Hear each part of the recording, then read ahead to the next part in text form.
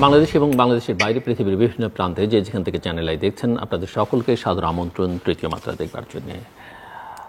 প্রিয় দর্শক, শেখ হাসিনা যখন 2008 সালের নির্বাচনে বিজয়ী হয়ে রাষ্ট্র ক্ষমতা গ্রহণ করেন তার মাত্র কয়েকদিনের মধ্যে 2009 সালের 25 এবং 26 ফেব্রুয়ারি পিলখানায় যে হত্যাযজ্ঞ চলে, যেটাকে পিলখানা বিদ্রোহ বা আরও নানান অভিধায় অভিষিক্ত করা হয়। এবং ওই ঘটনা আপনারা জানেন যে 58 জন সেনা অফিসার, বাংলাদেশের অত্যন্ত ট্যালেন্টেড অফিসার সেই হত্যাকাণ্ডের শিকার হন সেই সময়টাতে।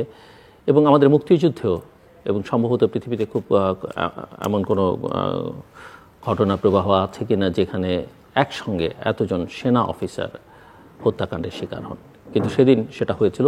এর বাইরেও আরও অনেকে জীবন দিয়েছেন, নানাভাবে নিপীড়ন নির্যাতনের শিকার হয়েছেন সেনা অফিসাররা এবং তাদের পরিবারের সদস্যরা। অনেকেই মনে করছিলেন সেটাই বোধহয় শেখ হাসিনার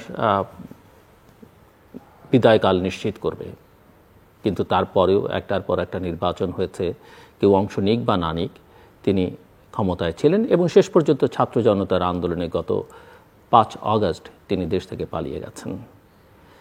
কিন্তু পিলখানায় আসলে কি ঘটেছিল, কেন ঘটেছিল, কারা এর জন্য দায়ী, সেই ঘটনা ঘটবার পরে তার বিচার বা বিচারের আগে তদন্ত সেটা যথাযথ হয়েছিল কি না, না হয়ে থাকলে কেন হয়নি, এর সঙ্গে কারা কারা জড়িত ছিলেন দেশের ভেতরে এবং বাইরে, সেগুলো এখনও অনেক বড় প্রশ্ন। উত্তর খোঁজার চেষ্টা করব আমরা, উত্তর হয়তো পাওয়া যাবে না পুরোপুরি। আজকের এই অনুষ্ঠানে কথা বলবার জন্য আমার সঙ্গে স্টুডিওতে রয়েছেন প্রাক্তন সামরিক কর্মকর্তা মেজর রেজাউল করিম। তিনি সেই ঘটনা প্রবাহের মধ্যে একেবারে ভেতর থেকে যুক্ত ছিলেন। আমাদের সঙ্গে মালয়েশিয়া থেকে যুক্ত হচ্ছেন প্রাক্তন সামরিক কর্মকর্তা ক্যাপ্টেন ডক্টর খান সুবাইল বিন রফিক।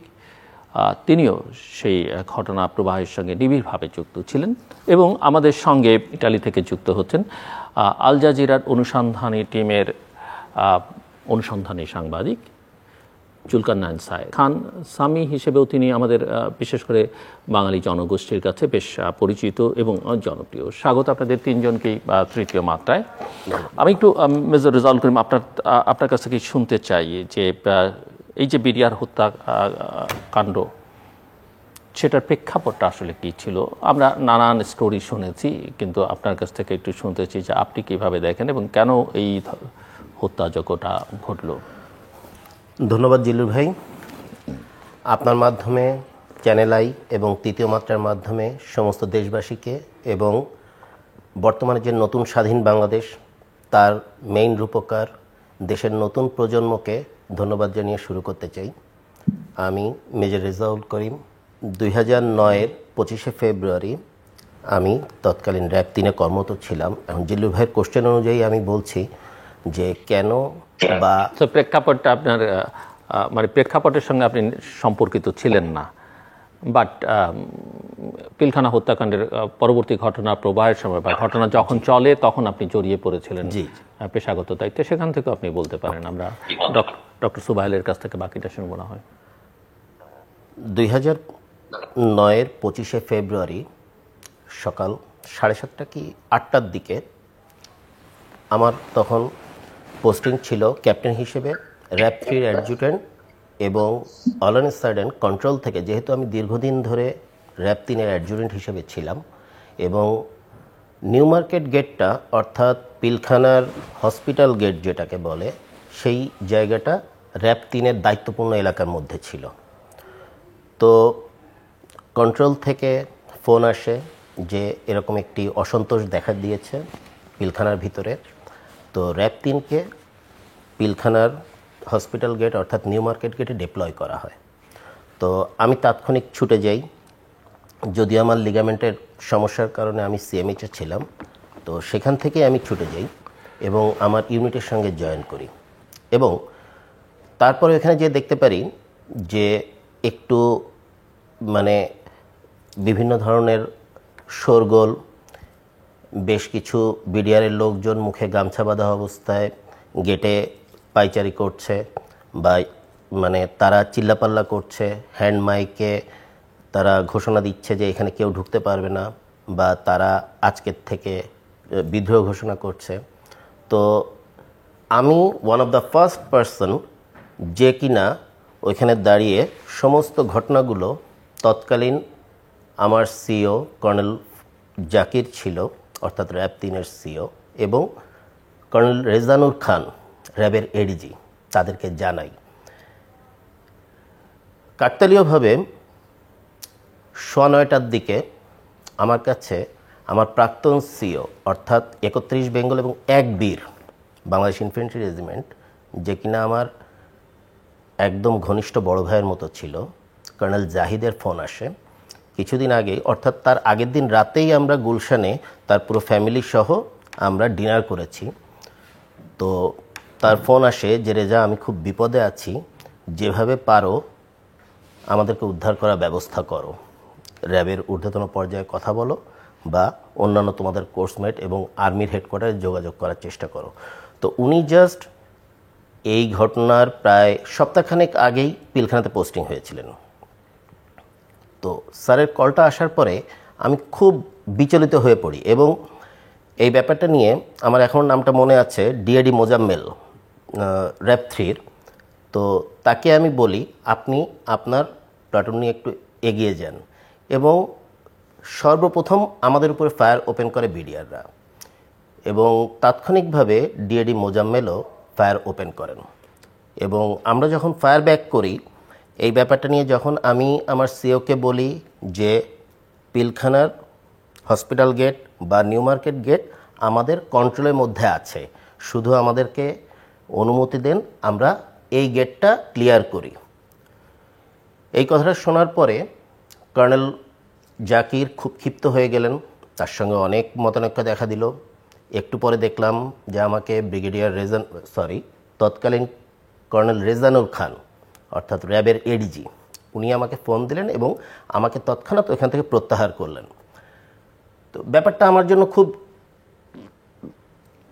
আশ্চর্যের ব্যাপার ছিল যে আমাদের ব্রাদার অফিসাররা ভিতরে আছে, অথচ আমরা কোনো কিছু করতে পারছি না।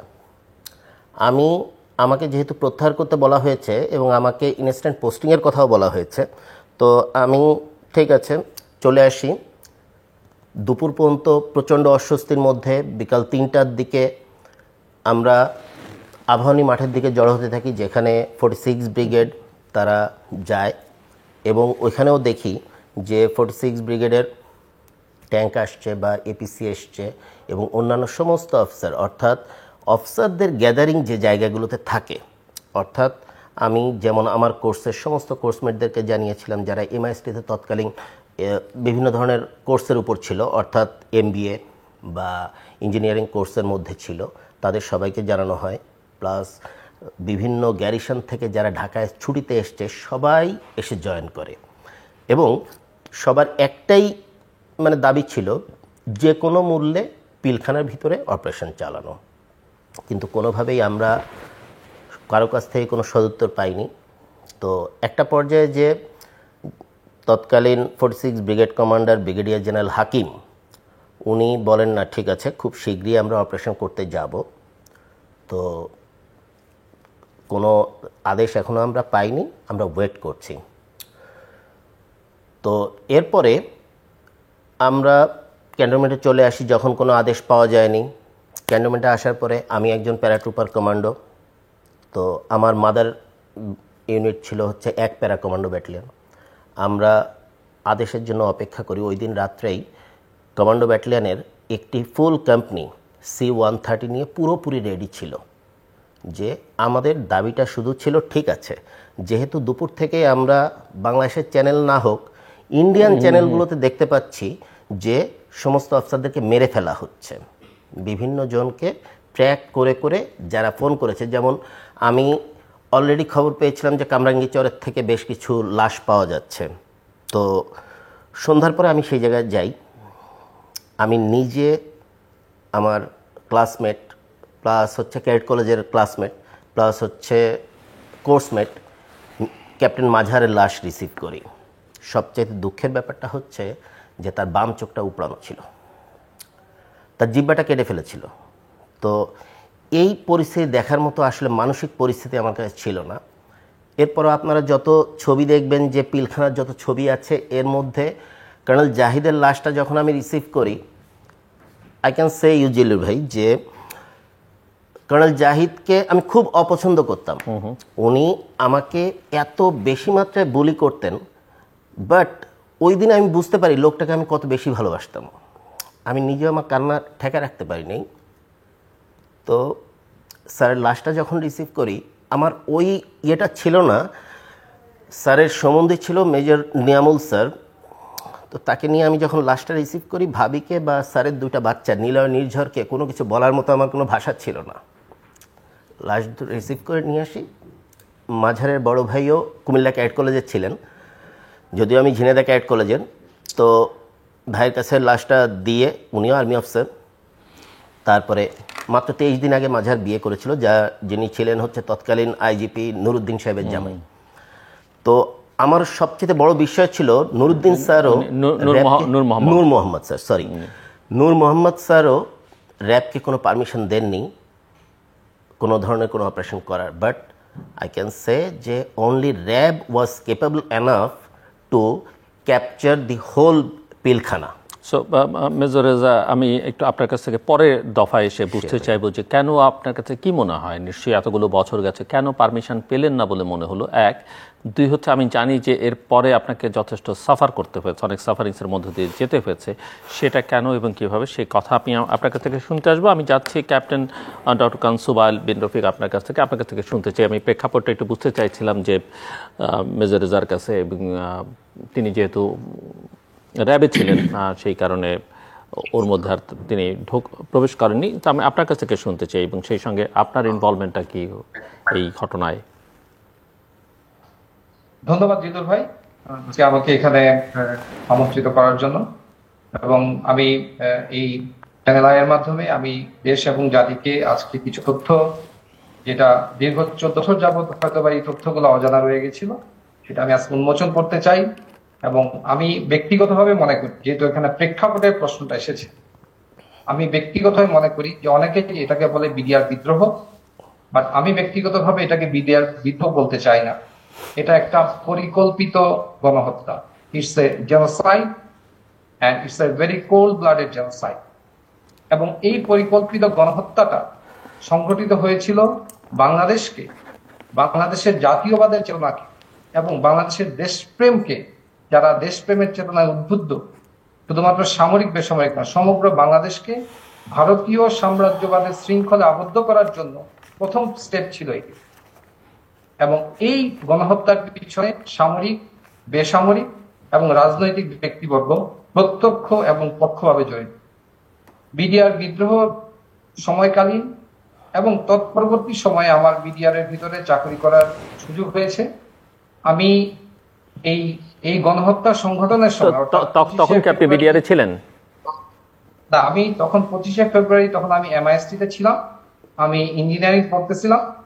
আমার কাছে সর্বপ্রথম সকাল 8:35 ক্যাপ্টেন তানভীর হায়দার মুসা, উনি আমার ক্যাডেট কলেজেরও বড় ভাই, যিনি বিডিআর বিদ্রোহে শহীদ হয়েছেন, আমাকে প্রথম ফোন করে বললেন যে সুবাইল, উই আর ইন ট্রাবল, তুই কুইকলি জুনায়েদকে জানা বিষয়টা, এখানে অবস্থা ভালো না।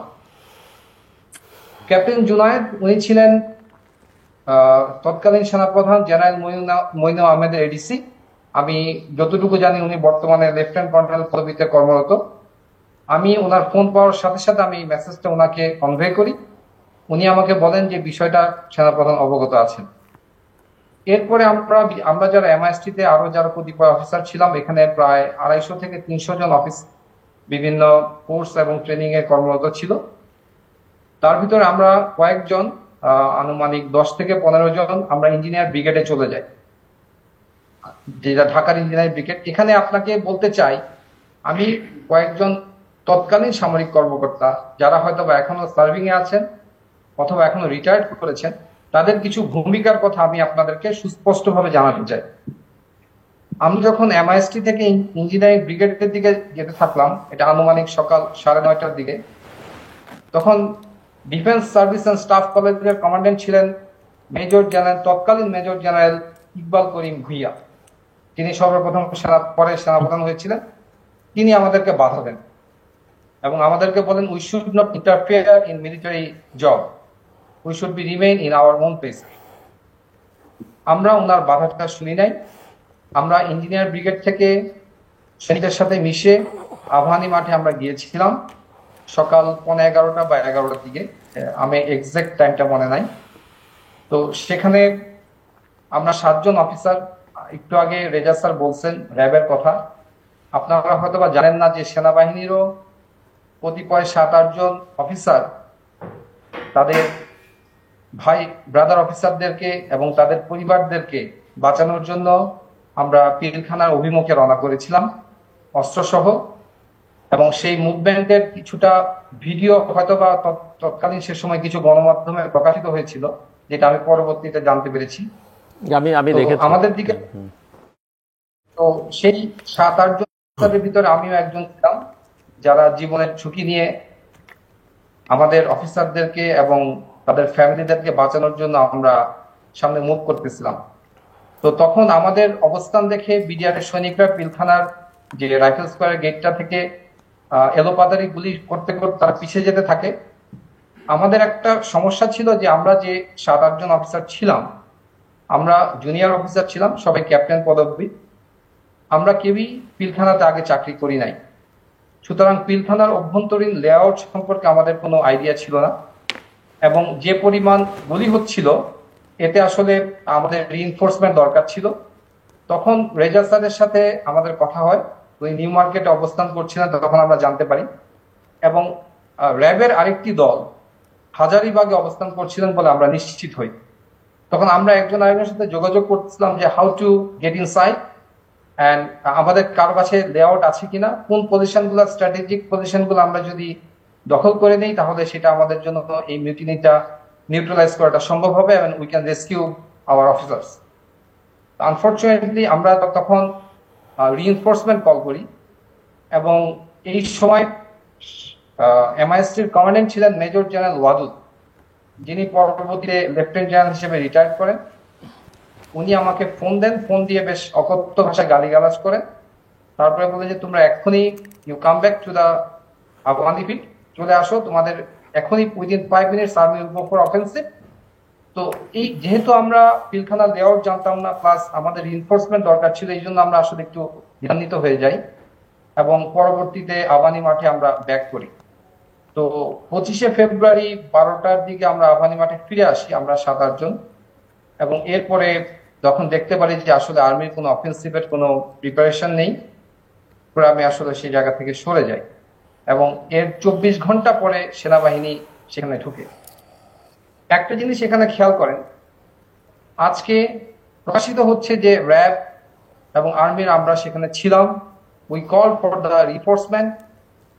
আজকে যদি সেই জায়গাটা আমরা ঢুকতে পারতাম, আমাদের যদি সেই সহায়তা করা হতো, তাহলে এই ম্যাসাকার, এই গণহত্যাটা সংঘটিত হয় না। কেন আমি বললাম যে এটা একটা পরিকল্পিত গণহত্যা? ওইখানে যারা এই গণহত্যার সাথে জড়িত ছিল, বাইরে থেকে সেনাবাহিনী, সিভিল প্রশাসন এবং রাজনৈতিক ব্যক্তিবর্গ, they have ensured that all the killings has been complete, যার জন্য সেনাবাহিনীকে 27 ঘন্টা পরে ভিতরে ঢোকার অনুমতি দেওয়া হয়। কোন সেনা অফিসার ভিতরে ঢুকতে পারেন। আপনারা গত কিছুদিন আগে ক্যাপ্টেন জাহান বা ইসরাত জাহানের কথা শুনেছেন যে how DGFI is being manipulated, কিভাবে লোকেশন ট্র্যাক করে কোথায় কোন অফিসার আছে তাদেরকে লোকেশন দিয়ে দিচ্ছিল, and finally found that those officers are being brutally killed. এই ঘটনার পরবর্তী পর্যায়ে আমার 4 মাস পরে বিডিআর এ পোস্টিং হয়। তখন বিডিআর এর তদন্ত এবং সবকিছু কাজ চলমান। আমার পোস্টিং হয় বিডিআর এর পানছড়িতে 30 রাইফেল ব্যাটালিয়নে। সেখানে আমি 3টা ব্যাটালিয়নের আমি বিচার কার্যক্রমের জন্য তদন্ত কার্যক্রম করি এবং তারপরে সেপ্টেম্বর মাসে আমাকে ঢাকাতে নিয়ে আসা হয় এবং আমাকে অ্যাপয়েন্টমেন্ট করা হয় বিডিআর বিদ্রোহের তদন্ত কার্যক্রমের সমন্বয়কারী অফিসার হিসেবে। আমি যখন এই তদন্ত কার্যক্রমের সমন্বয়কারী অফিসার হিসেবে দায়িত্ব নিলাম, তখন সেনাবাহিনীর বর্তমান যিনি উপদেষ্টা আছেন সেনাবাহিনী বাংলাদেশের তত্ত্বাবধায়ক সরকারের লেফটেন্যান্ট জেনারেল জাহাঙ্গীর স্যার, নেতৃত্বাধীন একটা তদন্ত কমিটি কাজ করতেছিল। এর বাইরে র্যাবের একটা তদন্ত কমিটি ছিল, পুলিশের একটা তদন্ত কমিটি ছিল, যেটার নেতৃত্ব ছিল আবুল কাহার আকন আপনি নামগুলা খেয়াল করবেন, আবুল কাহার আকন এবং মনিরুল ইসলাম, যিনি এডিশনাল এডিজি মনিরুল ইসলাম হয়েছিলেন। এবং বিডিআর এর অভ্যন্তরীণ একটা তদন্ত কমিটি ছিল, যেটার নেতৃত্ব দিচ্ছিল তৎকালীন লেফটেন্যান্ট কর্নেল আজিজ, যিনি পরবর্তীতে সেনা প্রধান হয়েছিলেন। এবং সেখানে বিডিআর এর ডিজি ছিলেন তৎকালীন মেজর জেনারেল মইনুল ইসলাম, উনি পরবর্তীতে লেফটেন্যান্ট জেনারেল হিসেবে রিটায়ার্ডে যান। কেন আমি এই নামগুলা স্পেসিফিক উল্লেখ করলাম? আমি যখন এই তদন্ত কার্যক্রমের সমন্বয় করতে থাকলাম, তখন আমার কাছে সমস্ত তদন্ত রিপোর্ট এবং তাদের কার্যক্রম, তাদের আপনার এভিডেন্স, প্রমাণ, এগুলো আমার কাছে আসলো। এবং আমি দেখলাম যে এখানে তদন্ত কার্যক্রমকে বাধা প্রদান করার একটা সুনির্দিষ্ট চেষ্টা এখানে হচ্ছে। এই তদন্ত কার্যক্রমের রিপোর্টের মাধ্যমে আমি দেখতে পাই যে এই গণহত্যার পরিকল্পনা করা হয় 2008 সালের ডিসেম্বর থেকে। যে গণহত্যার পরিকল্পনা 2008 সালের ডিসেম্বর থেকে করা হয়েছে, এবং ডিসেম্বর, জানুয়ারি এবং ফেব্রুয়ারি, অলমোস্ট 3 মান্থস, 90 ডেজ, 50-এরও অধিক বিডিআর এর সৈনিকরা বিভিন্ন রাজনৈতিক ব্যক্তিবর্গ এবং বেসামরিক ব্যক্তিবর্গের সাথে একাধিক মিটিং করেছে। তাহলে আমাদের দেশে ডিজিএফআই এবং ডিজিএফআই কর্মরত যারা ছিলেন, তারা তখন কি করলেন? তারা কি একটিবারও এই মিটিং এর খবর, গোয়েন্দা তথ্য পান নাই? বিডিআর এর ভিতরে যারা গোয়েন্দা সংস্থা ছিল, তারা কি একটিবারও সেই তথ্য পান নাই? কেউ যদি বলে যে তারা একটিবারও সেই তথ্য পান নাই, ইটস অ্যান অ্যাবসোলিউট লাই। অর্থাৎ তারা সেই তথ্য পেয়েছিল এবং সেই তথ্য সুনির্দিষ্টভাবে গোপন করেছে। এই তদন্ততে উঠে আসছে যে 2008 সালের ডিসেম্বর থেকে একজন প্রাক্তন সংসদ সদস্য প্রতি শুক্রবার বিডিআর অভ্যন্তরে জুম্মার নামাজ পড়তে যেতেন, এবং জুম্মার নামাজ শেষে উনি 1 থেকে 1.5 ঘন্টা বিডিআর এর সৈনিকদের সাথে মিটিং করতেন। এবং উনি পরবর্তীতে ওই এলাকার সংসদ সদস্য হয়েছিলেন, এবং তার বাসাতে একাধিকবার বিডিআর এর সৈনিক এবং অন্যান্যরা এই গণহত্যার সাথে জড়িত তারা মিটিং করেছে। এবং সেখানে উঠে এসেছে যে উনি, আমি কোট আনকোট করে বলছি, উনি একটি কথা সৈনিকটাকে বলেছেন, বেশি মারার দরকার নাই, অফিসার মানুষ, 2-3 জনকে ফেলে দিও, আমরা এটা দেখব। এবং উনার উপস্থিতিতে আরো একজন সংসদ সদস্য সেখানে ছিলেন। এই সমস্ত সকল তথ্য উপাত্ত, আমরা কি সেই দুজনের নাম জানতে পারি আপনার কাছ থেকে? ব্যারিস্টার ফজলেনুর তাপস এবং জনাব জাহাঙ্গীর কবির নাম। ওকে। এই সমস্ত সকল তথ্য প্রমাণ তৎকালীন তদন্তে বের হয়ে এসেছিল। কিন্তু দুঃখজনক হচ্ছে যে সেই প্রমাণগুলা, তথ্যগুলা কি কোনো ইমপ্লিমেন্টেশন, তাদের কি বিচারের আওতায় আজ পর্যন্ত আনা হয়েছে? জি ডক্টর সুবাইল, আমি একটু আপনাকে থামাই, আমি আবার আপনার কাছে আসবো। আমরা একটু জুলকারনাইন সাহেব এখানে আছেন। আপনি অনুসন্ধানী সাংবাদিক, এবং আমি তো মনে করি বাংলাদেশে যাদেরকে আমি আমার চারপাশে সাংবাদিকতায় দেখি, তাদের মধ্যে সবচেয়ে রিসোর্সফুল সাংবাদিক আপনি। এবং আমি শুনতে চাই যে এই পুরো ঘটনাবলী 2009-এর 25-26কে কেন্দ্র করে যা ঘটলো, সে সম্পর্কে আপনার অবজারভেশন বা আপনার ফাইনাল কনক্লুশনটি আসলে আগে শুনি, পরে একটু। জি, আসসালামু আলাইকুম জিলুর ভাই, আসসালামু আলাইকুম সুবাইল এবং মেজর রেজা, এবং যারা দেখছেন। আমাকে ডাকার জন্য ধন্যবাদ। আসলে পিলখানার এই ঘটনাটা অত্যন্ত বেদনাদায়ক এবং খুবই খুবই এটা আসলে ভাষায় বর্ণনা করা যাবে না। কারণ এখানে আমি ব্যক্তিগতভাবে আমার কয়েকজন মেন্টরকে হারিয়েছি। আমি এমন মানুষদেরকে হারিয়েছি যাদেরকে আমি অনেক আমার জন্ম থেকে চিনে এসেছি। সো এটা এটা এটা এটা খুবই বেদনাদায়ক। তো সাংবাদিক হিসেবে, বিশ্লেষক হিসেবে, এবং একজন ব্যক্তি যে তার কাছের মানুষদের হারিয়েছেন, সে হিসেবে আমি বহু আগে থেকে পিলখানা হত্যাকাণ্ডের বিষয়ে বিভিন্ন রকমের তথ্যপত্র সংগ্রহ করা শুরু করি, এবং আমি সুপারের সাথে সম্পূর্ণভাবে একমত। আসলে এই ধরনের কোনো ঘটনা আপনি ওভার দ্য নাইট করতে পারবেন না। এবং আমরা দেখেছি যে বেশ কয়েক মাস ধরে নির্দিষ্ট কিছু ব্যক্তি বিডিআরের সৈনিকদের সাথে কোঅর্ডিনেট করে এসেছেন এবং তারা বেশ পরিকল্পিতভাবেই এই আক্রমণটির ছক এঁটেছেন। কিন্তু এই আক্রমণটির ছক কিন্তু আসলে আপনার এটাই শেষ হয় নাই। It was probably the first step to destabilize Bangladesh armed forces. এর মাধ্যমে তারা যেটা করে, তারা এর মাধ্যমে একটা দেশের সেনাবাহিনীর মেরুদণ্ডটা ভেঙে দেয় আর কি, আমাদের যে ব্যাকবোনটা তারা দে কাইন্ড অফ প্যারালাইজড আস। এবং আপনি যদি দেখেন যে কর্মকর্তারাই এখানে গিয়েছিলেন, এই কর্মকর্তারাই তত্ত্বাবধায়ক সরকারের সময় 2006 পরবর্তী সময় এবং এর আগের বিগত সরকারের আমলেও এমন কিছু কার্যকলাপের সাথে তারা লিপ্ত ছিলেন যা বাংলাদেশের স্বার্থ রক্ষা করেছে। তারা বিভিন্ন অনেক কাজে চরম সাফল্য দেখিয়েছেন এবং পরিকল্পিতভাবে তাদেরকে বিভিন্ন জায়গা থেকে পোস্টিং করে নিয়ে আসা হয়েছে বিডিআর এর ভেতরে।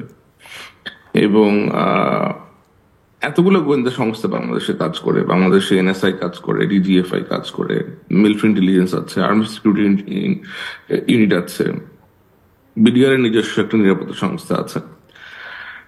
আপনি কোনোভাবেই এতগুলা সৈনিক মুভমেন্ট করতেছে, আপনার এমপির বাসায় যাচ্ছে, এমপি এসে ভিতরে নামাজ পড়তেছে, অথবা অবসরপ্রাপ্ত বিডিআর এর যে সোলজাররা আছে, ডিএডিরা আছে, তারা বিভিন্ন পলিটিশিয়ানদের বাসা থেকে মিটিং করছেন। এগুলো আসলে কোনোটাই আননোটিসড হওয়ার কথা না আর কি। হ্যাঁ, এগুলো কোনোটাই আননোটিসড হওয়ার কথা না এবং প্রত্যেকটারই আপনার রিপোর্ট হওয়ার কথা, প্রত্যেকটারই ইনকোয়ারি হওয়ার কথা এবং প্রত্যেকটাই আপনার তদন্ত হওয়ার কথা ছিল। কিন্তু এরকম কিছুই আমরা শুনতে পারি না যে এরকম কোনো কিছু অ্যাকচুয়ালি হয়েছে। এবং 25শে ফেব্রুয়ারি যে ঘটনাগুলো ঘটে, আপনি আমাকে একটা জিনিস বলেন, একটা জায়গায় একটা যুদ্ধ অবস্থা বিরাজ করছে, এখানে মানুষদেরকে মারা হচ্ছে, আপনি বুঝতে পেরেছেন যে এখানে মানুষ হত্যা করা হচ্ছে, ভারতীয় টেলিভিশন চ্যানেলেও সেটা প্রকাশ করা হয়েছে এবং আপনি বিকাল 3টার দিকে এই হত্যার সাথে লিপ্ত ব্যক্তিদেরকে গাড়িতে করে নিয়ে আপনার কার্যালয়ে চা বিস্কুট খাওয়াচ্ছেন। এটা how pathetic it can be, how pathetic it can be from the head of the government. আপনি কাজটা করতে পারেন কিভাবে? তারা কি ওখানে ড্রামা করতেছিল? তারা কি ওখানে নাচতেছিল? এবং এই যে নিয়ে এসে এদেরকে যে একটা মোরাল বুস্ট দেওয়া, এটা আপনি কেন করতে গেলেন? Why did you interfere in that? আপনার তো কোনো অভিজ্ঞতা ছিল না, আমি শেখ হাসিনার উদ্দেশ্যে বলছি। উনি কাজটা কেন করলেন? এবং ওনার যেই ওনার সাপোর্টে যিনি ছিলেন তখনকার chief of army staff, he was also very much neutralized, he was also like very much calm and quiet. এবং আর যে জেনারেল সাহেবের নাম আসলো সামনে, এই প্রত্যেকে বেনিফিটেড হয়েছে, এদের প্রত্যেকেই end of the day they are benefited in some way. মাঝখান দিয়ে বিপদে পড়েছে সেই সমস্ত অফিসাররা যারা একটু ভোকাল হওয়ার চেষ্টা করেছে। অনেককে জঙ্গি বানা দেওয়া হয়েছে, অনেককে মেরে ফেলা হয়েছে, অনেকে চাকরি থেকে বহিষ্কার করা হয়েছে, অনেকে গুম করা হয়েছে। কেন? আপনি যদি গভীরে যান, উত্তরটা একই। কারণ বাংলাদেশে মেরুদণ্ড শক্ত করে দাঁড়াতে পারে এরকম মিলিটারি কর্মকর্তা হয়তো বিশেষ একটা গোষ্ঠীর জন্য থ্রেট। বিশেষ একটা গোষ্ঠী চায় না বাংলাদেশে সেনা কর্মকর্তারা অথবা বাংলাদেশের সেনাবাহিনীতে এ ধরনের কর্মকর্তার সৃষ্টি হোক, যারা দেশকে নিরাপদ রাখতে, দেশের নিরাপত্তার জন্য নিজেদের প্রাণ উৎসর্গ করতে রাজি হবে। এছাড়া আমার কাছে আর কোনো কারণ আসলে আপনার পরিষ্কার। মেজর রেজা এবং ক্যাপ্টেন সুবাইল বলবেন, আমি আবার আপনার কাছে আসবো তখন, যদি আপনি কোনো আরো কিছু যোগ করতে চান, কোনো তথ্যপাত্র যেটা দর্শকদের কাজে লাগবে। এবং পরিবর্তিত পরিস্থিতিতে আসলে আমরা আশা করি যে এই ঘটনা প্রবাহের সুষ্ঠু তদন্ত বা তদন্তের যে রিপোর্ট, সেগুলো প্রকাশিত হবে, বিচার হবে এবং যারা ক্ষতিগ্রস্ত হয়েছেন তাদেরকে যেভাবে তাদের ক্ষতি পুষিয়ে দেওয়া যায় সেটার চেষ্টা সরকার করবে পরিবর্তিত পরিস্থিতিতে। মেজর রেজা, আবার আপনার কাছে আসি, যেখানে আপনি শেষ করেছিলেন। এবং যেহেতু আমরা চারজনে মিলে কথা বলছি, খুব বেশি সময় নেই, আমি শুনতে চাই যে তারপরে কি ঘটলো। এবং আমি জানি যে আপনি যথেষ্ট সাফারিংসের মধ্যে দিয়ে গেছেন, কেন গেলেন এবং সেই সাফারিংসটা কি ধরনের সাফারিংস একটু যদি আমাদেরকে বলেন। জিলুর ভাই, থ্যাংক ইউ। আপনার আমি 25 তারিখ পর্যন্ত খালি শেষ করেছিলাম। 26 তারিখ আমরা খুবই আশাবাদী ছিলাম যে আমাদেরকে পারমিশন দেয়া হবে, অন্তত পক্ষে আমরা যেন আমাদের পরিবার যারা আছে, আমরা আর্মিতে যারা ঢুকেছি শপথ নিয়েই ঢুকেছি যে না ঠিক আছে দেশের জন্য আমি মরতে প্রস্তুত, বাট আমার বউ বাচ্চা তারা কোনো অন্যায় করেনি। আমাকে অবশ্যই তৎকালীন, এটা আমার দেয়া, যে এমিরেটাস ফিল্ড মার্শাল অর্থাৎ তৎকালীন মইনু আহমেদ, অর্থাৎ তার এটা দেয়া উচিত ছিল আমাদেরকে যে পিলখানার ভিতরে কমান্ডার অপারেশন করুক এবং যে সমস্ত ফ্যামিলিজ ওইখানে আটকানো আছে, কোয়ার্টার গার্ডের মধ্যে আটকানো আছে, বিভিন্ন সৈনিক মেসের মধ্যে আটকানো আছে এবং বিভিন্ন জায়গায় তাদেরকে আটকে রাখা আছে, তাদেরকে অন্তত বের করে আনার পারমিশন আমাদেরকে দিক। বাট 26 তারিখ বিকাল পর্যন্ত এটার কোনো পারমিশন আমাদেরকে দেয়া হয়নি। অথচ আমাদের বহু কমান্ডো প্যারাশুট পরে ওয়েট করছে, না ঠিক আছে তাদেরকে পারমিশন দেয়া হবে। আমি একটু জাস্ট আপনাকে সময়টা বলে রাখি, 6 to 7 মিনিটস ম্যাক্সিমাম, ওকে, এর মধ্যে শেষ করবেন। এরপরে আপনার 26 তারিখ বিকালে this the first time in world history যে একজন 46 ব্রিগেডের কমান্ডার ব্রিগেডিয়ার জেনারেল হাকিম উনি সবাইকে জড়ো করে আবাহনী মাঠে উনি বললেন যে ঠিক আছে আমরা এখন ধানমন্ডির এইখান থেকে ট্যাঙ্ক আছে, এপিসি আছে, আমরা অপারেশন করব। This is the first time যে কমান্ডার ওইখান থেকে পালাই গেছেন, উনি লিটারেলি ওখান থেকে পালিয়ে গেছেন, কোনো অপারেশন উনি করেননি, তাকে কেউ আর খুঁজে পাচ্ছে না, অর্থাৎ আর্মির কোনো অপারেশন হয়নি। এরপরে আমরা 26 তারিখে জেনারেল মইনু আহমেদের সাক্ষাতের জন্য প্রচণ্ড ক্যাওয়াস হয়, অর্থাৎ সেনাকুঞ্জের সামনে আমরা জেনারেল মইনু আহমেদকে আবেদন করি যে যে কোনো মূল্যে আমাদেরকে পারমিশন দেয়া হোক, কিন্তু তারপরেও আমরা কোনো পারমিশন পাইনি। এটা হচ্ছে শুধুমাত্র ছিল 25 এবং 26 তারিখ। 27 তারিখ আমাদেরকে মইনু আহমেদের তরফ থেকে বলা হয় ঠিক আছে এখন পারমিশন দেওয়া হচ্ছে, অর্থাৎ সার্চ অ্যান্ড রেস্কিউয়ের অপারেশন। আপনারা সবাই টিভিতে দেখেছেন যে সব আর্মি অফিসাররা ঢুকছে ওইখানে। আমাদের মেজর আজাদ স্যার ছিলেন, অর্থাৎ উনি আমাদের কোম্পানি কমান্ডার ছিলেন, আমিও একজন প্লাটুন কমান্ডার ছিলাম, যেটা হচ্ছে যে উনি কাঁদতে কাঁদতে ঢুকছেন পিলখানার ভিতরে এবং তারপরে আপনারা শুধু টিভিতে বিভিন্ন জায়গায় লাশ উদ্ধার হচ্ছে, বিভিন্ন জায়গায় উদ্ধার হচ্ছে, এই ধরনের ছবিগুলোই শুধু এসছে। তখন আর কোনো কাউকে বাঁচানোর জন্য না, সবাই যারা মারা গেছে তাদের ডেড বডি উদ্ধার করার জন্য অপারেশন খালি করানো হয়েছে, আর কোনো কিছুই না।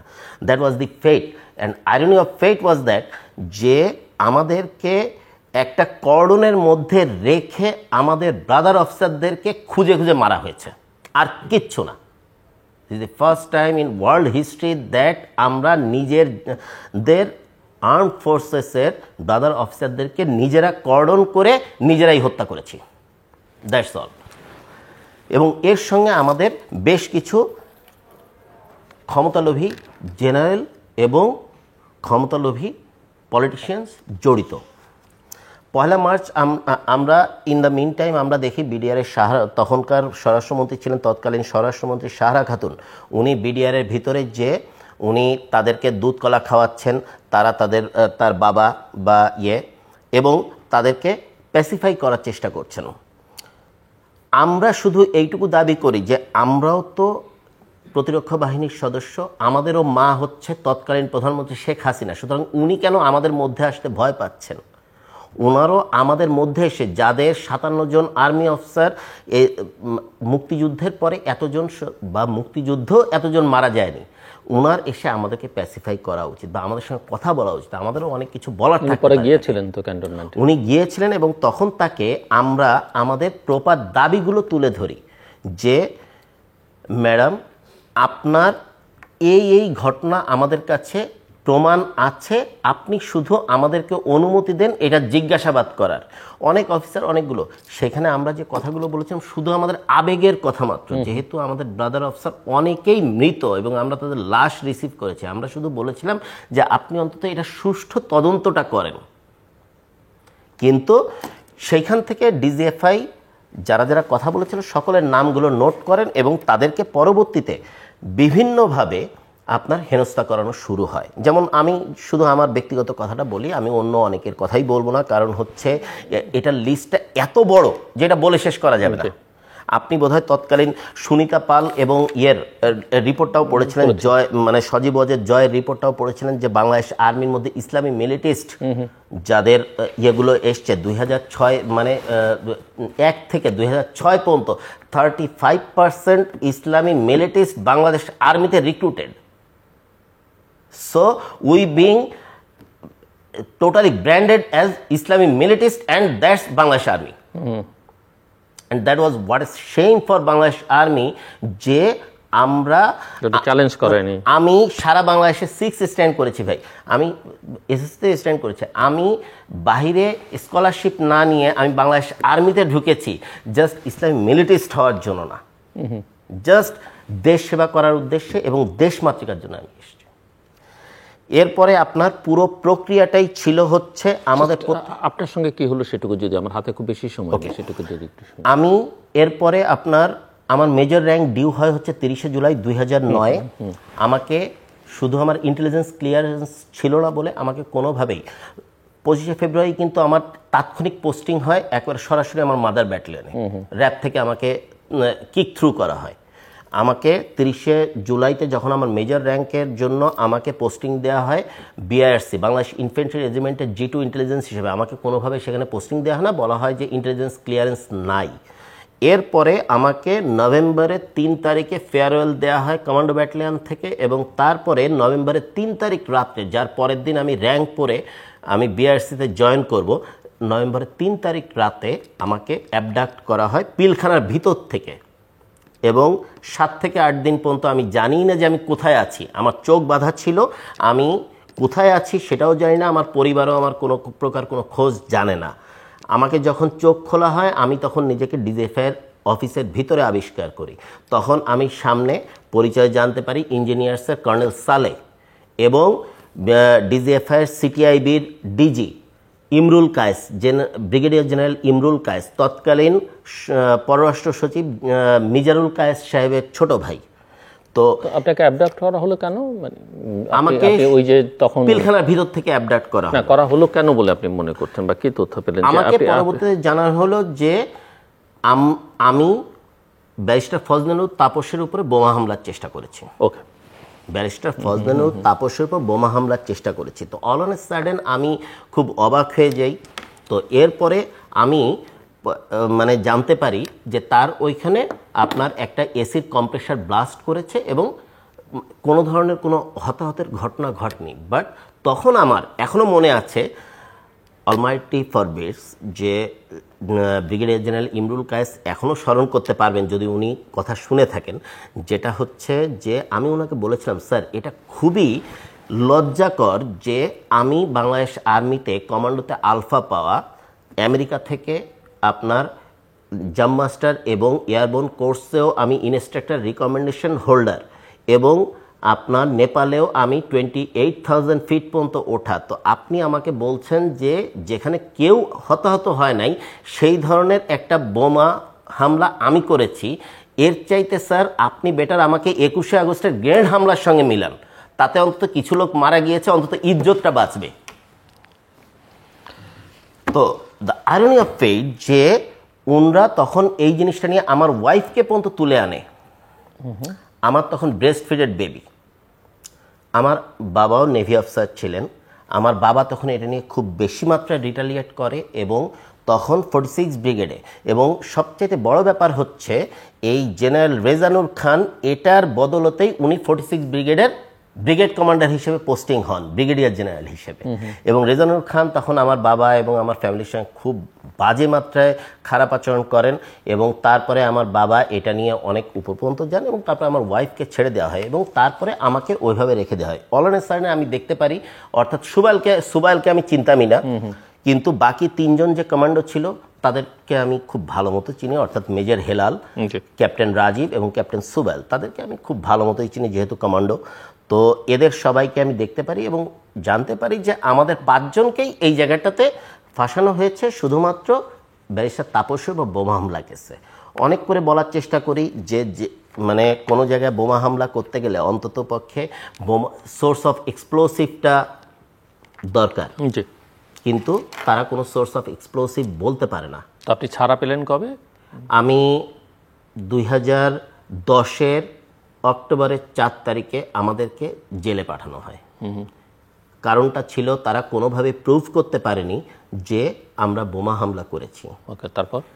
আমাদেরকে বলা হয় violating good order and military discipline, অর্থাৎ আর্মি একটা সেকশন 54, যে আমরা সেনাকুঞ্জে প্রাইম মিনিস্টারের সঙ্গে উদ্ধত আচরণ করেছি।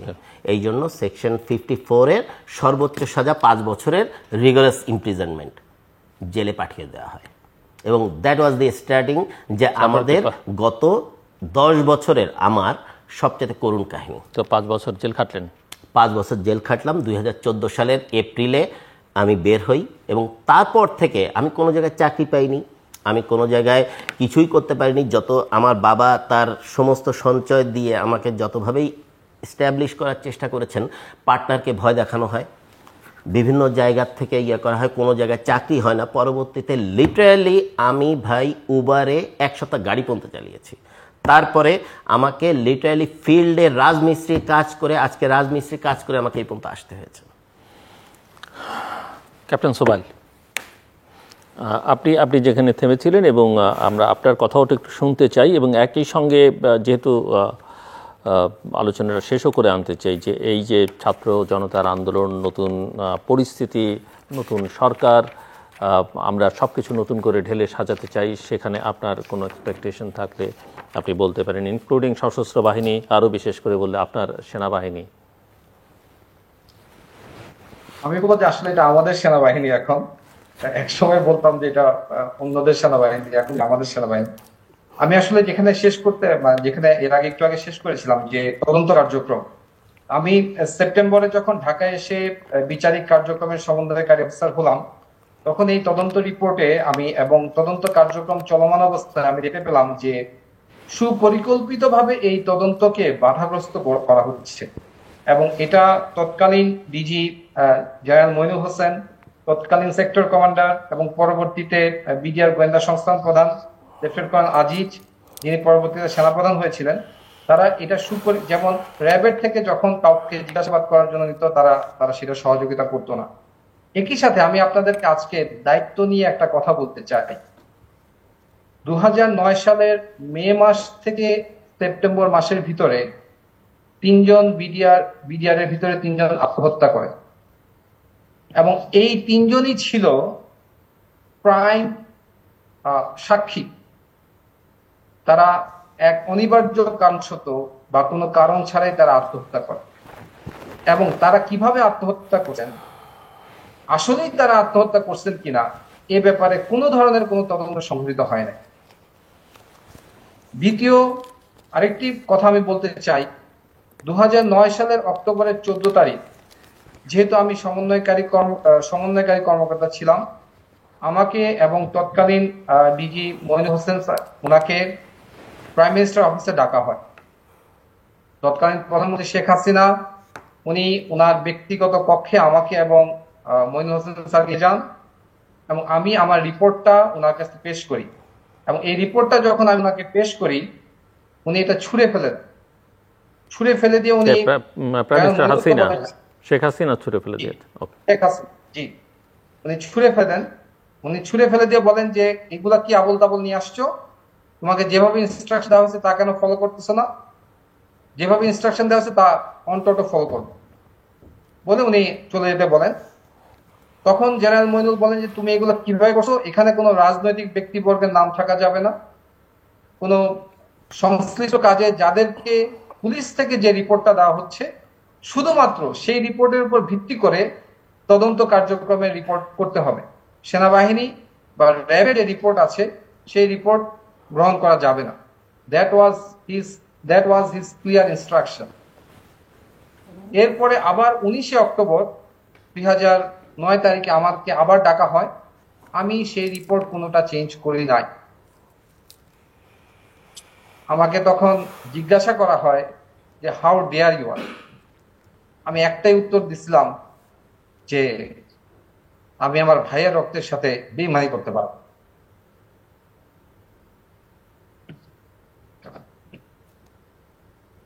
আমাকে তুলে নিয়ে যায়। 361 দিতে আমি ভিজিএফ পেয়েছিলাম, আপনাকে তুলে নিয়ে গেল কোত্থেকে? ভিজিএফ ভিতরে। পিলখানার ভিতর আমি থেকে। ভিজিএফ হয়ে থাকা অবস্থায় তখন চিনতে পারি যে মেজর রেজার সার্ভিস এখানে। তার আগে আমি তাকে কোনোদিন দেখিও নাই। মানে এটা কি যে আমরা তুলে নিয়ে যেখানে রাখলো আজকে যে আয়নাঘর আমরা দেখছি এক্স্যাক্টলি আয়নাঘরে? ভাই, এইটাই সেই আয়নাঘরের শুরু। ওকে। যে কথাগুলো বলতে চাই, আমার তখন 10 দিন ইসলাম কি করছে। আমার স্ত্রীকে বলছিলাম তুমি আমাকে ছেড়ে চলে যাও, সে যায়। তো পরবর্তীতে অকথ্য নির্যাতন করা হয়, আমার স্ত্রীকে তুলে নিয়ে আসার হুমকি দেওয়া হয়। তো যে কথাটা বলতে চাই, এরপর তো 5 বছর অন্তরীণ ছিলাম এবং তারপরে বের হয়ে তো আমি বাংলাদেশে থাকতে পারি। কেন আমি বললাম যে এই বিডিআর বিদ্রোহের মাধ্যমে বাংলাদেশে, যেটা জুলকারনাইন সাহেব বলেছেন যে সেনাবাহিনীর মেরুদণ্ড ভেঙে দেওয়া হয়েছে, ভারতীয় সাম্রাজ্যবাদকে প্রতিষ্ঠা করা হয়েছে। এই বিডিআর বিদ্রোহ, বিডিআর গণহত্যা এবং তার সঠিক বিচার না করার মাধ্যমে গুটি কয়েক সেনা officer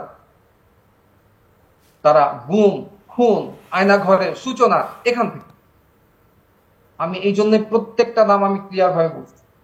general Aziz, major general Moinul Hossain, তৎকালীন ডিজিপিএফআই মোল্লা ফজল আকবর, তৎকালীন র্যাব ইন্টেলিজেন্সের লেফটেন্যান্ট কর্নেল জিয়া, পরবর্তীতে জেনারেল জিয়া, যাকে এখন অন্তরীণ করা হয়েছে, তৎকালীন র্যাবের মেজর লেফটেন্যান্ট কর্নেল জিয়ার যে এডিজি অফিস ছিলেন, লেফটেন্যান্ট জেনারেল মুজিব, দুঃখজনক ভাবে তিনি এখনো সেনাবাহিনীতে আছেন। এদের প্রত্যেকের হাতে রক্ত রঞ্জিত, এদের প্রত্যেকের হাতে গুম, খুন, দুর্নীতি, প্রত্যেকটা জিনিস তাদের হাতে তাদের ছেয়ে আছে। এবং এগুলার মাস্টার মাইন্ড হচ্ছে মেজর জেনারেল তারেক সিদ্দিক, যিনি এই সমগ্র জিনিসটাকে কন্ট্রোল করছেন, সেনাবাহিনীকে ধ্বংস করছেন। আপনি শুনলে অবাক হবেন, সেনাবাহিনীতে নোটশিট প্রমোশন হয়, আনহার্ড ইন দ্য হিস্ট্রি। যে অফিসারের কোনো যোগ্যতা নাই, যে অফিসারের কোনো ফিজিক্যাল কোয়ালিফিকেশন নাই, শুধুমাত্র তাদের দাসত্ব করার মাধ্যমে তাদেরকে প্রমোশন দিয়ে ভালো ভালো জায়গাতে নিয়ে যাওয়া হয় এবং গুম খুনকে প্রতিষ্ঠিত করা হয়েছে। আপনি আরো জানেন, আমি আপনাকে এখানে বলে দিচ্ছি যে ইন্ডিয়ান ডলার ক্রেডিট লাইন সেনাবাহিনীতে সৃষ্টি হয়েছে। আপনারা খোঁজ নিন, আপনারা সমাজের আয়না। এই ইন্ডিয়ান ডলার ক্রেডিট লাইনের মাধ্যমে কিভাবে ভারতীয় নিম্নমানের জিনিসগুলাকে সেনাবাহিনীতে প্রতিষ্ঠিত করা হয়েছে। ইন্ডিয়া থেকে সে মর্টার কেনা হয়েছে, সেই মর্টার ফায়ার করতে গিয়ে 3জন অফিসার, একজন অফিসার 2জন সৈনিক মারা গেছে। জাতি সেগুলা জানে না। কাদের উদ্দেশ্যে, কাদের স্বার্থে এই সেনাবাহিনীকে ধ্বংস করার চেষ্টা করা হয়েছে। আজকে আমি বলবো যে একটা শৃঙ্খলিত সেনাবাহিনীকে, শৃঙ্খলিত বলতে ভারতীয় দাসত্বের দ্বারা ভারতীয় প্রভুত্বকে বজায় করার জন্য যে শৃঙ্খল সেনাবাহিনীকে পড়ানো হয়েছিল, ছাত্র জনতা আজকে সেই শৃঙ্খলটাকে মুক্ত করছে। আমাদের এখন দায়িত্ব হবে সেনাবাহিনী, স্বাধীন সেনাবাহিনীকে দেশের জন্য, দেশ মাতৃকার জন্য কাজ করা।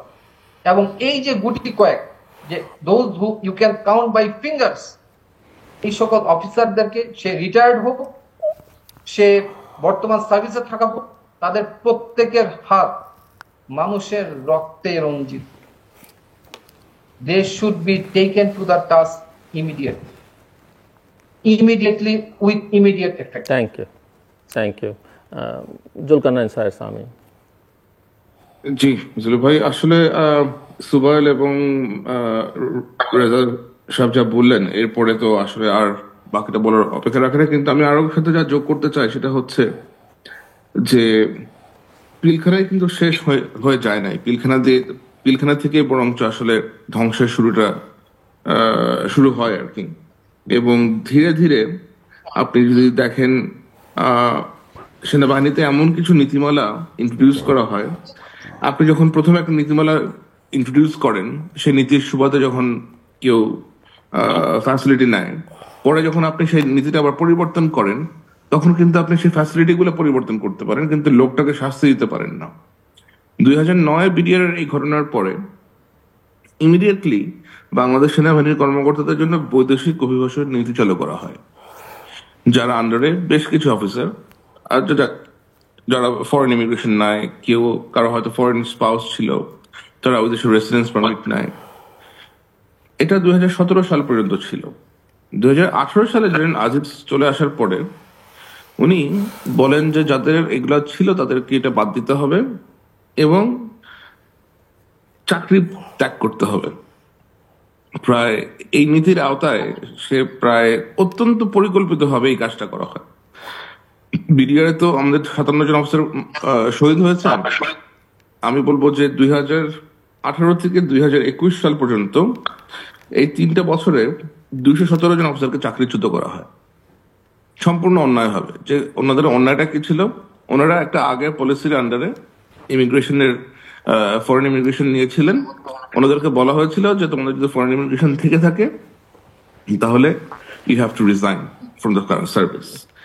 ওইখানে আরো কিন্তু 217 জন অফিসারের চাকরিটা চলে যায়। তো এই যে পরিকল্পিতভাবে যে এই কাজগুলো করা হয়েছে এবং এর সাথে যে বিশেষ কিছু ব্যক্তি যাদের নাম আমরা জানলাম সুয়ালের কাছ থেকে, এরা যে জড়িত ছিল, এদেরকে আসলেই আপনার এক্সাম্পলারি পানিশমেন্টের আওতায় আনতে হবে। অন্যথায় আমরা কখনোই যে রিফর্মটা আশা করছি সামরিক বাহিনীর মধ্যে, এই রিফর্মটা আসলে আমরা দেখতে পাবো না। আর এখন পরিস্থিতি অনেকটাই পরিবর্তিত। তারপরে অনেক এমন অফিসারকে দেখা যাচ্ছে যে যারা এখনো চাকরিরত আছেন। এই নিয়ে কিন্তু সেনাবাহিনীর মধ্যম সারির যে অফিসার, তাদের মধ্যে ব্যাপক ক্ষোভ বিদ্যমান যে এরা এখনো কেন অফিসার হিসেবে আছেন, কারণ এদের অনেকেই এমন সব কার্যকলাপ করেছেন যার জন্য সেনাবাহিনীর মাথা হেট হয়ে গেছে। এটা আসলে কোনো মতেই গ্রহণযোগ্য না আর কি। আর বিডিআর হত্যাকাণ্ডের যে বিষয়টা, এখন আওয়ামী লীগ সরকার ক্ষমতায় নাই এবং এটা প্রায় 13টা বছর পার হয়ে গেছে। আমরা জানি যে সব ইনকোয়ারি শেষ, তদন্ত শেষ, বেশ কিছু সৈনিককে ফাঁসির আদেশ দেওয়া হয়েছে আপনার সিভিল কোর্টে, কিন্তু এর মাস্টার মাইন্ডটা কারা এটা এখন আমরা জানতে ইচ্ছুক। এটা যেন সরকারিভাবে জানানো হয়, সেনাবাহিনী থেকে যেন এটা কমিউনিকেট করা হয় এবং যারাই এর সাথে জড়িত এদের প্রত্যেককে যেন খুঁজে খুঁজে বের করে আনা হয়, বাংলাদেশে আনা হয় অথবা বিদেশে যারা যেখানেই আছে সেখান থেকে এক্সট্রাডাইট করে যেন বাংলাদেশে নিয়ে আসা হয় এবং বাংলাদেশের আইন অনুযায়ী যার যে শাস্তি প্রাপ্য সেই শাস্তিটা যেন তাকে দেওয়া হয়। এটা আমার মনে হয় বর্তমানে যেই তত্ত্বাবধায়ক সরকার আছেন ডক্টর ইউনূস সাহেবের আন্ডারে, ওনারাই হয়তো নিশ্চিত করতে পারবেন।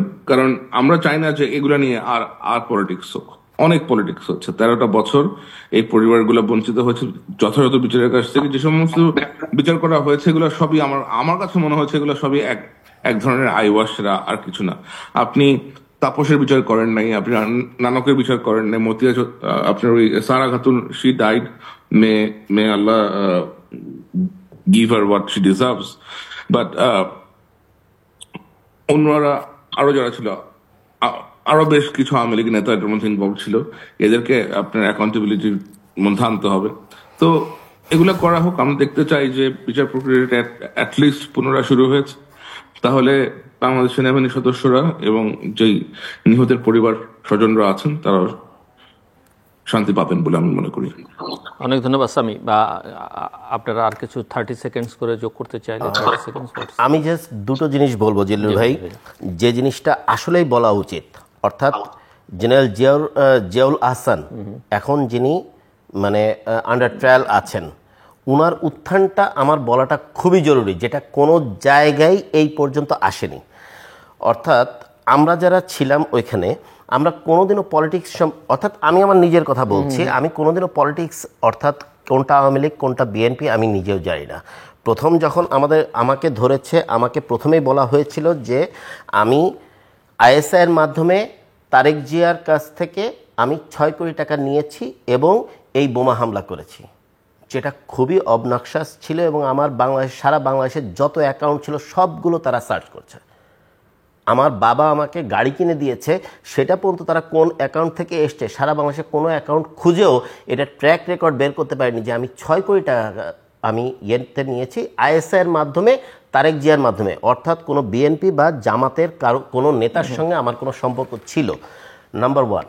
নাম্বার 2 হচ্ছে যে এই জেনারেল জিয়া অর্থাৎ তৎকালীন মেজর জিয়া র্যাব 2-এর 2IC, উনার উত্থানটা কোত্থেকে, অর্থাৎ এই বিডিআর ঘটনার পর থেকে উনি র্যাব 2-এ উনি একটা ইন্টারোগেশন সেল খোলেন।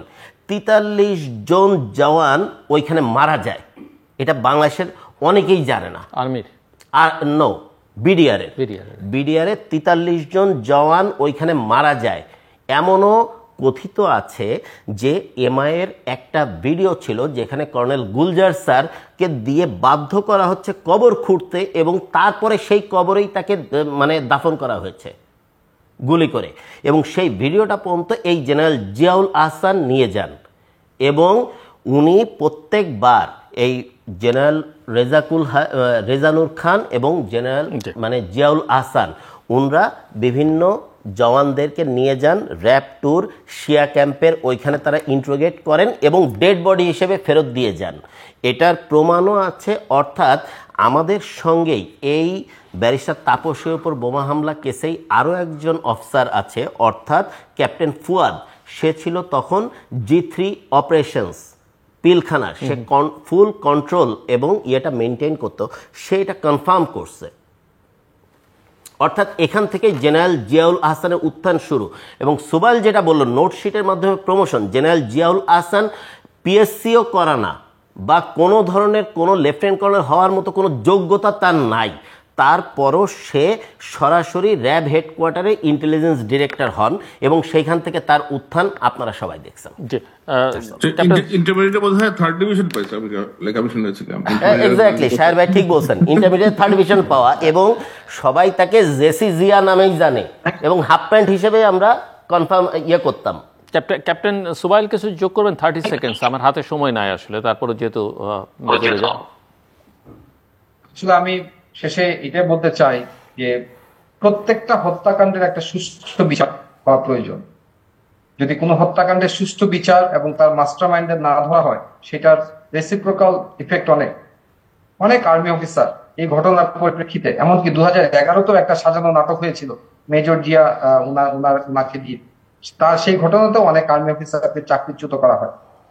আমি আজকে এই অনুষ্ঠানের মাধ্যমে মাননীয় প্রধান উপদেষ্টা এবং মাননীয় সেনাপ্রধান অনুরোধ করব যে সমস্ত সামরিক কর্মকর্তা, বিতর্কিত সামরিক কর্মকর্তা এই ধরনের ঘটনার সাথে জড়িত, তাদেরকে দৃষ্টান্তমূলক শাস্তি প্রদান করবেন, এবং যারা ক্ষতিগ্রস্ত, অন্যায়ভাবে চাকরিচ্যুত, তাদের তো জীবন আপনি ফিরিয়ে দিতে পারবেন না, তাদের সংসার আপনি ফিরিয়ে দিতে পারবেন না, কিন্তু তারা এই জাতির জন্য, দেশের জন্য যথেষ্ট স্যাক্রিফাইস করছে। তাদেরকে পুনর্বাসন বা ক্ষতিপূরণ দেওয়ার জন্য আমি আহ্বান জানাচ্ছি। এবং একই সাথে আমি একটু যে ছাত্র জনতার যে মোটিভ, যে আমরা সবাই বাংলাদেশি, আমাদের প্রথম পরিচয় হওয়া উচিত আমরা বাংলাদেশি। এই পরিচয়টা আমরা যাতে সবাই ধারণ করি, বহন করি, এবং তাহলেই আমরা মনে করি এই জাতিকে অনেক দূর এগিয়ে নিয়ে যেতে পারবো। Sir please 30 seconds. জি, একটা কথা উল্লেখ করতে চাই, সেটা হচ্ছে যে শেখ হাসিনা যেদিন বাংলাদেশ থেকে চলে যান এয়ারফোর্সের C-130 এয়ারক্রাফটে করে, ওই সেদিন একই ফ্লাইটে তার সাথে করে তারেক সিদ্দিকী এবং তার পরিবারে চলে যান বাংলাদেশ ত্যাগ করে। উনিও খুব সম্ভবত এখন ভারতেই আছেন, তারেক সিদ্দিকী এবং তার স্ত্রী একই বিমানে তারা বাংলাদেশ ত্যাগ করেছে, একই এয়ারক্রাফটে করে বাংলাদেশ তারা ত্যাগ করেছে। এয়ারপোর্টে তাদেরকে নিয়ে আসা হয় একটা বেনসন কালারের পাজরে ভেহিকেলে করে। তো তারেক সিদ্দিকী এখন ভারতে আছেন। তারেক সিদ্দিকী বাংলাদেশের সিকিউরিটি ডাইনামিক্স এমন ভাবে বদলে দিয়েছেন, এমন সব জঘন্য কাজ তিনি করেছেন, যার জন্য আমাদের পুরো বাহিনীগুলোর ইমেজ ধ্বংস হয়েছেই, আমাদের লোকজনকেও অত্যন্ত জঘন্য সব বিভিন্ন রকম কাজকর্মে উনি ইনভলভ করেছেন। এই ব্যক্তিকে যে কোনো ভাবেই হোক বাংলাদেশে ফেরত নিয়ে এসে উপযুক্ত বিচারের সম্মুখীন করতে হবে। এই ব্যক্তিকে ছাড়া আমরা অনেক কিছুরই রহস্য উন্মোচন করতে পারবো না। ধন্যবাদ Zulkarnain sir. Sami, captain doctor Khan Sobail bin Rafiq এবং মেজর রেজাউল করিম আমাদের সঙ্গে সময় দেওয়ার জন্য। দর্শক, কথা হচ্ছিল পিলখানা হত্যাকাণ্ড নিয়ে, এবং এটা কেন হয়েছে এটা আমাদের অতিথিদের আলোচনায় স্পষ্ট, এবং তখন থেকেই এই বিষয় নিয়ে অনেকে কথা বলেছেন, বলবার চেষ্টা করেছেন যে মূল লক্ষ্যটা ছিল আমাদের সেনাবাহিনীকে ধ্বংস করা, এবং সেটা অনেক ক্ষেত্রে সম্ভব হয়েছে, কারণ পরবর্তী ঘটনা প্রবাহত প্রমাণ হয়েছে যে আমরা যে সেনাবাহিনীকে, মুক্তিযুদ্ধের মধ্য দিয়ে যে সেনাবাহিনীর জন্ম এবং যে সেনাবাহিনীকে আমরা সবসময় দেশপ্রেমিক বলি, সেই সেনাবাহিনীকে ব্যবহার করা হচ্ছে, সবাইকে না হলেও কাউকে কাউকে তন্ত্র ব্যবহার করাই হয়েছে দেশের জনগণের বিরুদ্ধে, গণতন্ত্রের বিরুদ্ধে। আমরা আমাদের সেই সেনাবাহিনীকে নতুন বাস্তবতায়, নতুনভাবে বাংলাদেশ যেভাবে যাত্রা শুরু করলো 5ই আগস্টের পরে, সেই বাংলাদেশে আমাদের সেই সেনাবাহিনী, সেই সশস্ত্র বাহিনীকে ফেরত চাই। এর জন্য আমরা আশা করব, আমার অতিথিরা বলছেন যে বর্তমান সেনাপ্রধান এবং সরকার প্রধান এই বিষয়ে উদ্যোগী ভূমিকা পালন করবেন, এবং ওই ঘটনায় যারা দোষী তার পূর্ণ তদন্ত প্রকাশিত হোক, এবং যারা দোষী তাদেরকে আইনের আওতায় এনে যে সাজা দেয়া সেটা যেন নিশ্চিত করা হয়। সেই সাজাই সব কিছু হবে না, এবং বিশেষ করে যারা মাস্টার মাইন্ড তাদেরকে খুঁজে বের করা অত্যন্ত জরুরি। আমাদের সঙ্গে থাকবার জন্য অসংখ্য ধন্যবাদ, আপনাদের সবার জন্য শুভকামনা।